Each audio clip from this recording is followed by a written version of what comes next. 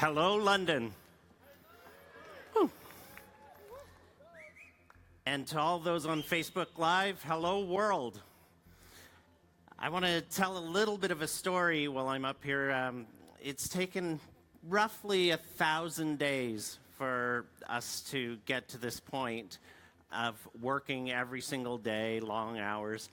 And I have to say that every second has been worth it. And thank you, everyone, for that. Thank you for believing.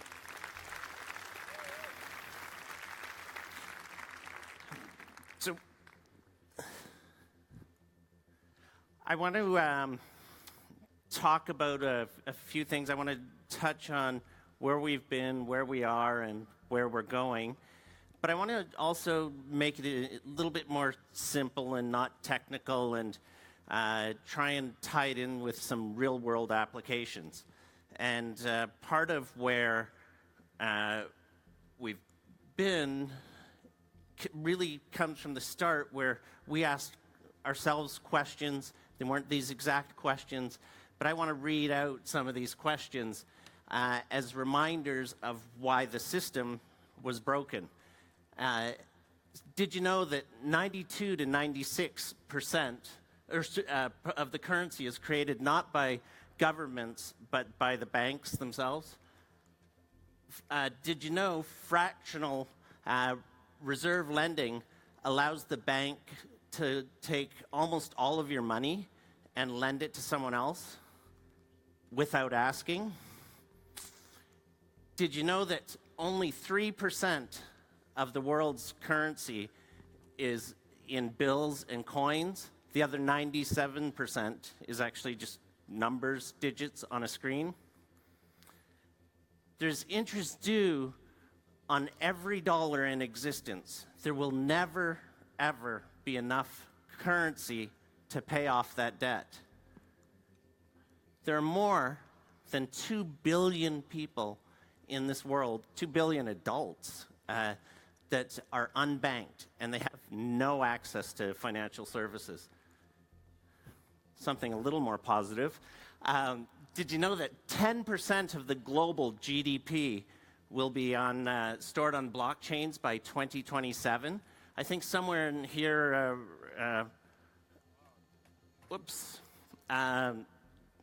there we are. It doesn't show up, but there's around 8 trillion in 2018 on this chart. Now back to not so good.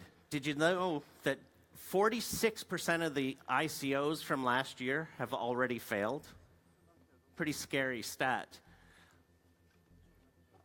Did you know that evolution is born out of need, revolution is born out of inequality? It's a lot of these principles similar to those that really caused us to develop what Michael and Blair have talked about. And it really, at its very core, boils down to a few things. One is DOSCoin. Blair talked a lot about it. We know it's a fast, scalable, and secure digital asset. It's got a robust architecture and built on the graphene technology. You can also check out it on GitHub if you're really technical and you want to do that. We have NetLeaders. NetLeaders is a global marketing powerhouse, and it has leaders in over 150 countries, leaders and clients. It has strict KYC, so know your customer compliancy. That's what Blair was talking about with its authenticated, trusted network. It's very rare to have a global network like that is authenticated. And so that is loved by people, businesses, and actually accepted by regulators. And NetLeaders, again, thanks to you guys and everyone's hard work, is on its way to building one of the biggest and most trusted networks in the world. So way to go. Thank you.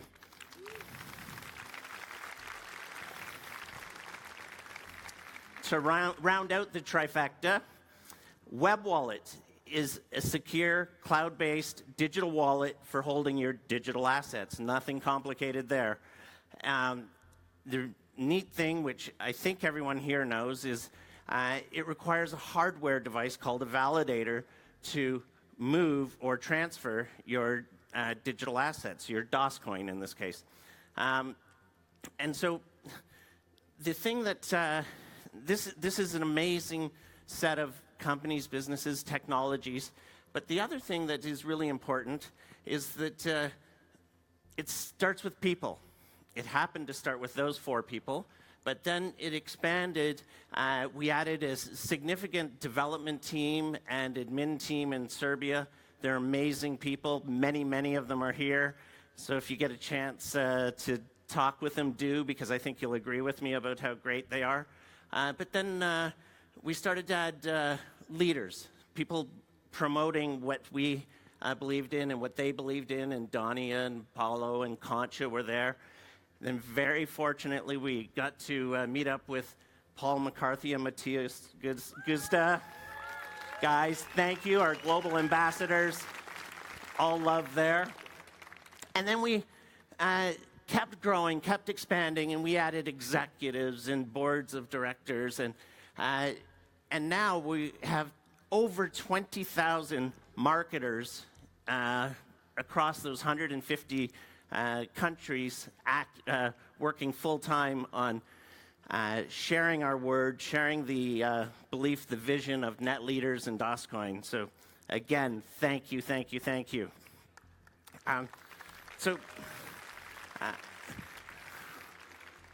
We're going to just move ahead a bit here. So I want to talk about, so we have that stuff at this stage.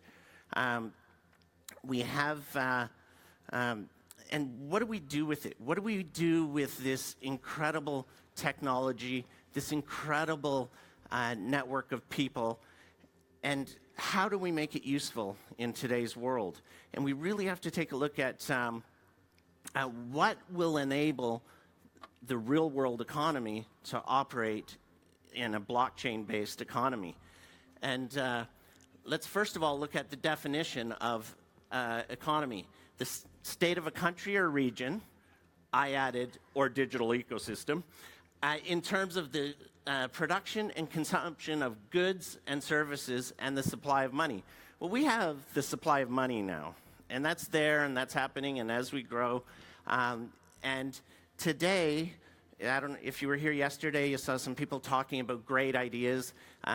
You'll see more very interesting ideas today and tomorrow, and you're going to see a lot more of that in the future. And I want to talk a little bit about that because what is required to allow businesses to operate in a blockchain-based economy?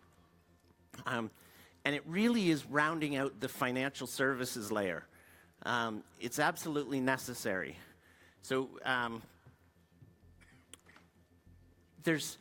you could take all financial services, doesn't matter what they are, and they would fit into one of these 8 categories.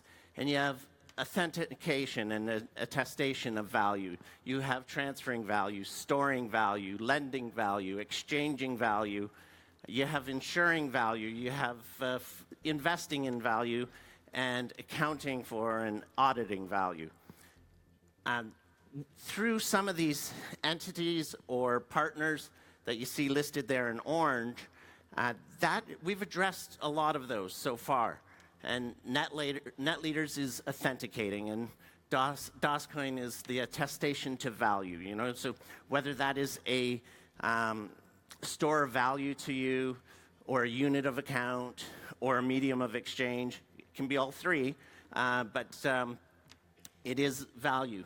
Web Wallet enables you to transfer value.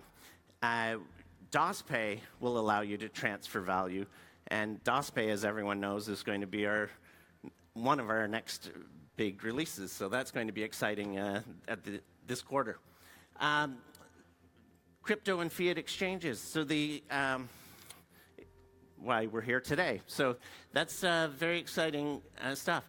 So when we have a big part of that in place, then we can build, and we can do this concurrently at this stage because the right foundation is there, that core layer that was necessary is there.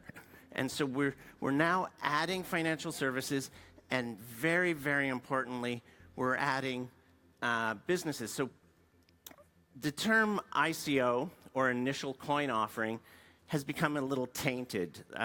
On one of the earlier slides, 46% of the ICOs from last year have failed.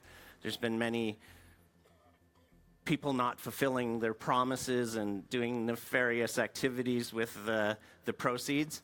And so there's a few general terms. ICO, which we just touched on, TAO, I like to call it, or token asset offering, is one that you're going to hear from us quite frequently, or TGE, which is also commonly used, or token generating event. Take a look at this data. So this is from 2017, and you can see in the maroon color, the ICO funding has just eclipsed equity-based financing.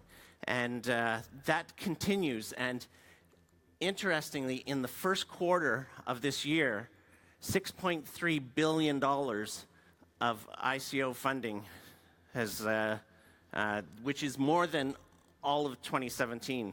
So that market is growing, but that market also needs better attention, a better way, as we talk about. And so what I'm here to tell you today is one of the things that we're doing that is happening is a platform called DOS33. So if you have read the white paper, who's read the white paper? 4 of you. Shame on you. Actually, the lights are bright, so maybe there's more. But the 33, so there's 33 master nodes that's going to be in our network. And so DOS33 is representative of the platform that where we're going to create the technology and possibly just as importantly, the standards on which the offerings are going to conduct themselves. And that applies to the businesses, advisors. It'll be, DOS33 will eventually, you'll see, it'll be a resource that you can go to, a website that you can get current information on that. And that's going to be very, very valuable because hopefully, and I'll talk about it in a second, hopefully we can create that better way so that it's more reliable, more trusted token asset offerings. We also have, and many of you probably know Matthew Roxburgh-Smith, who's here today. But Matthew's the president of a London-based company that's a sister company of DOS Financial, and it's doing advising on ICOs. So that's happening now, and already engaged with in discussions with many of the token offerings. So some of the standards that we're looking at, and this is not a complete list, it's not a final list, but just to give you a sense of where we're going with this. And I want you, as you're looking at these things and as you're hearing today and as you look in our future,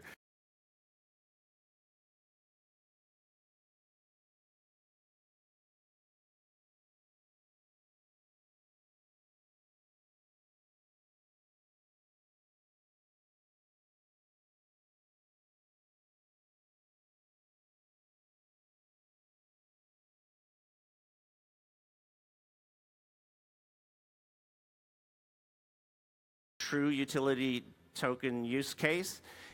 Could be internal to the DOS network, or it could be external. Security and asset tokens are certainly, that is welcome, but it's got to be jurisdictionally compliant. It's got to have strong token economics model. You know, the concept of raising $500 million for a small business, just that's broken. That's been done many times, and that's one of the problems in the industry. So it's really got to make sense. It's got to add up. There's got to be a realistic fundraising goal. It's got to add value to our network, because when we do things within this network, we want it to add value in some capacity to all of us, don't we? So the management team needs to be vetted. So there should be good, strong industry reputations, a clear track record of success.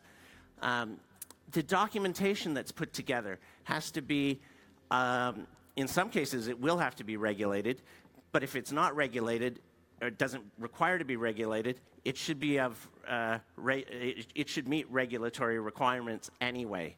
So when you put together a white paper or a business plan, there's got to be a really high standard. The realistic revenue model, we're going to have strict standards surrounding legal, regulatory, and compliance. Those are words that we say frequently. And we're going to have a careful selection and curation process associated with this.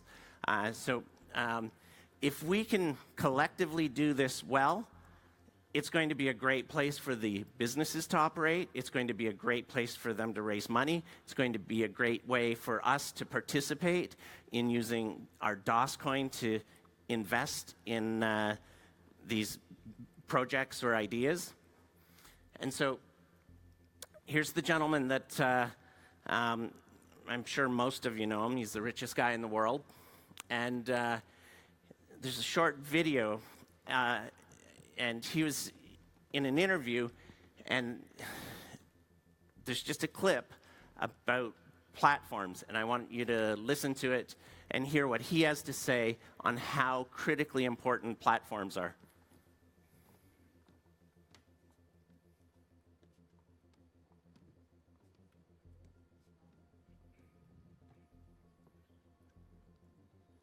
This is where we need Blair Baker to come up here and dance, because I need help, Blair. So, I think that someone's trying to help. We'll give it another second. So, Jeff Bezos is being interviewed, and the speaker's talking to him about, finally connecting with him. And so we've now skipped to the next slide, and that's okay. So he really drives home the point of what has made Amazon very successful. And there's a little bit of a funny part in it, because the speaker's trying to say, but Apple as well, but Bezos cuts him off every time he says Apple and just talks about Amazon. But he says, every time you figure out some way of providing tools and services to empower other people to deploy their creativity, you're really on to something. And they did AWS. They did it that way. And many, Kindle and so on, the developers app. And they really focus on building the platform and allowing others to be creative to really make it grow. And they've been phenomenally successful at it. And really, that's what this ends up being, is a platform for you to do amazing things. And so with that, I say, get creative, get involved, because we're live and we're at the start line. So let's go. Thank you.